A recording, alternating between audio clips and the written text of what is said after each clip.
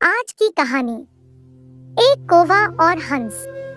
पुराने जमाने में एक शहर में दो ब्राह्मण पुत्र रहते थे।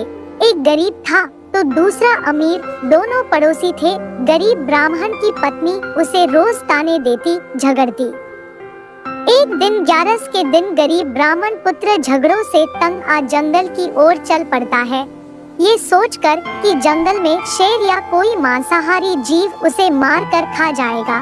उस जीव का पेट भर जाएगा और मरने से वो रोज की झिक-झिक से मुक्त हो जाएगा।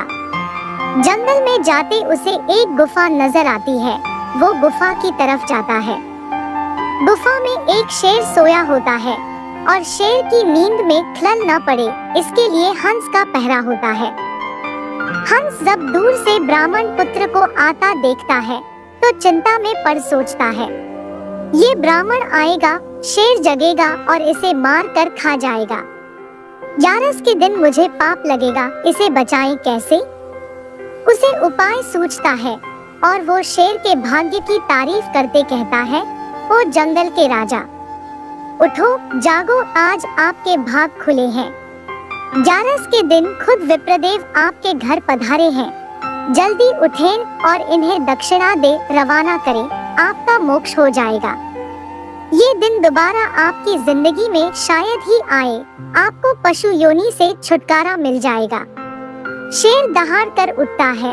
हंस की बात उसे सही लगती है और पूर्व में शिकार हुए मनुष्यों के गहने थे, वे सब के सब उस ब्राह्मण के पैरों में रख शीश नवाता है, जीभ से उनके पैर चाटता है। हंस ब्राह्मण को इशारा करता है, विप्रदेव ये सब गहने उठाओ और जितना जल्द हो सके वापस अपने घर जाओ, ये सिंह है, कब मन बदल जाए। ब्राह्मण बात समझता है, घर लौट जाता है। पड़ोसी अमीर ब्राह्मण की पत्नी को जब सब पता चलता है तो वो भी अपने पति को जबरदस्ती अगली ग्यारस को जंगल में उसी शेर की गुफा की ओर भेजती है। अब शेर का पहरेदार बदल जाता है, नया पहरेदार होता है कौवा। जैसे कौवे की प्रवृत्ति होती है, वो सोचता है, बढ़िया है, ब्राह्मण आया, शेर को जगाऊं। शेर की नींद में खलल पड़ेगी, गुस्साएगा, ब्राह्मण को मारेगा तो कुछ मेरे भी हाथ लगेगा, मेरा पेट भर जाएगा। ये सोच वो काऊ काऊ काऊ चिल्लाता है। शेर गुस्सा होकर जगता है। दूसरे ब्राह्मण पर उसकी नजर पड़ती है, उसे हंस की बात याद आ जाती है। वो समझ जाता है कौवा क्यों काऊ काऊ कर रहा है। वो अपने पूर्व में हंस के कहने पर किए गए धर्म को खत्म नहीं करना चाहता, पर फिर भी शेर शेर होता है, जंगल का राजा। वो दहाड़ कर ब्राह्मण को कहता है, हंस उड़ सरवर गए और अब काग भय प्रधान, थे तो विप्रा थामरे घरे जाओ, मैं किनाइनी जजमान। अर्थात हंस जो अच्छी सोच वाले, अच्छी मनोवृत्ति वाले थे, उड़ के सरोवर यानी तालाब को चले गए हैं और अब कौवा प्रधान पहरेदार है जो मुझे तुम्हें मारने के लिए उकसा रहा है। मेरी बुद्धि घूमे उससे पहले ही, हे ब्राह्मण, यहाँ से चले जाओ।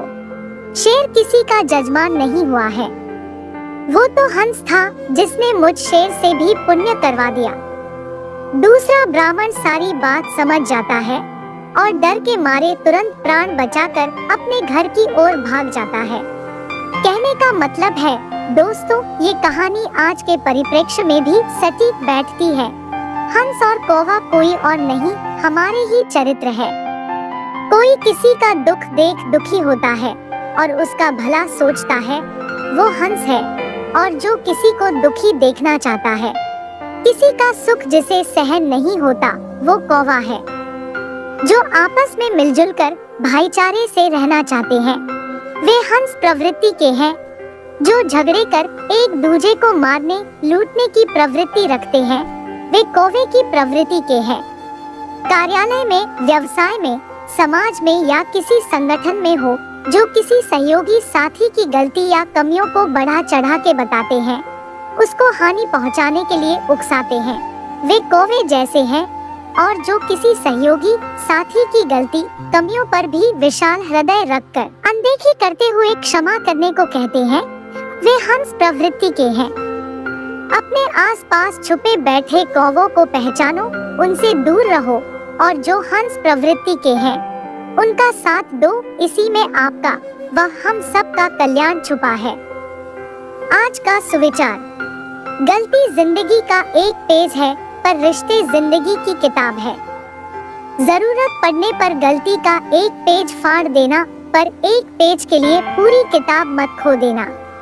दोस्तों, आपको आज की कहानी कैसी लगी कमेंट करके जरूर बताएं और इस वीडियो को लाइक, शेयर एवं चैनल को सब्सक्राइब जरूर करें। धन्यवाद। जय श्री श्याम।